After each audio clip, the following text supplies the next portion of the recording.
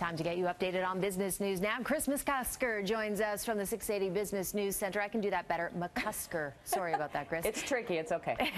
Well, Chris, it was a winning day for markets on both sides of the border today. Yeah, that's right. A bit of a sigh of relief while investors bought stocks. U.S. trade talks with China are back on, so that was a relief as well. Corporate earnings in the U.S. sort of helped to offset, let's say, all this concern around this currency crisis in Turkey. So the Dow had its best day since April the 10th. It was up by almost 400 points. TSX also gained ground, a modest advance. So it's back on the plus side for the year, still down by about 1% this week. And a couple stocks of note on Bay Street today. Shares in TD Bank hit an all-time high. Shares in Freshie hit a 52-week low. And then the marijuana stock struggled a little bit after those huge gains yesterday on the back of that announcement by Constellation Brands upping its investment in Canadian pot producer Canopy Growth. Interesting. And you have some rare good news from one bricks and mortar retailer. Yeah, I mentioned the strong corporate earnings. We're talking, of course, about Walmart, the biggest retailer in the world. It raised its financial outlook for the year after it beat Wall Street expectations for the quarter. The company actually saw its strongest growth in more than a decade in sales at established stores. This metric, same-store sales up by 4.5% at Walmart's U.S. division. That was better than analysts expected, and that's something that investors look at.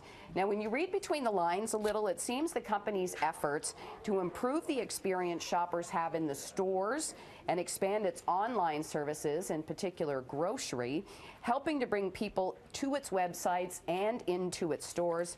So all of this sort of helping with this latest earnings report. Analysts saying that Walmart is doing well, competing with the likes of Amazon. It's not exactly cutting into Amazon's business or anything, but it is keeping pace. So shares in Walmart today had the best day in about a year, jumping by 9.3%. That's a good jump. Tesla, it's launching a lawsuit against the Ontario government. I know why, but this is going to be an interesting one. Yeah, this is probably something you're familiar with. It's over the cancellation of the electric vehicle rebates. So that decision was announced by the Doug Ford government shortly after taking over the reins at Queen's Park. In the suit, now this is a little confusing. So Tesla claims that the government is deliberately and arbitrarily targeting the company by treating it differently.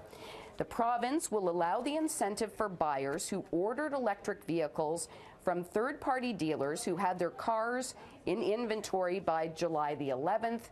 But Tesla says that discriminates against them because they don't use third-party dealers. Ah, okay. Yes. So the Ministry of Transportation has told 680 News it is aware of the lawsuit. It can't comment because it's before the courts. Not sure if it's related. Tesla stock down by about 1% today, but it has had other things going on with tweets by the CEO and such. Now, it does mean about, I think, $14,000 in lost rebates if somebody's buying a Tesla. So, right. Yeah, it has some impact. Oh, for sure. And this could be a troubling economic sign, Chris. More Canadians are searching for payday loans. And more are searching about payday loans than they are about mortgages. This is according to a search analytics firm. It found the number of online searches for payday loans outranked mortgage-related queries over the past year. This data comes from SEMrush. So payday loans came in first out of 10 different types of loans, an average of 29,000 searches a month. That's on search engines like Google, and that was more than 50% above what would-be borrowers racked up in the mortgage searches. Those searches hitting just shy of 19,000. And then student loans came in a close third at about 18,000. Okay, and one of the biggest shopping seasons of the year is upon us. Parents love this time of year. It appears we're getting set to open our wallets wide to pay to send our kids back to school. That's right, and here's the thing. Parents say they're stressed in this new survey about back-to-school shopping because of the financial end of it, but they're still expecting to spend anywhere from 10 to 25% more, and that's simply because things cost more. You see, school now, not really just about like pencils and binders. It's about things like tablets, That's right. Yeah, so these things cost a little more.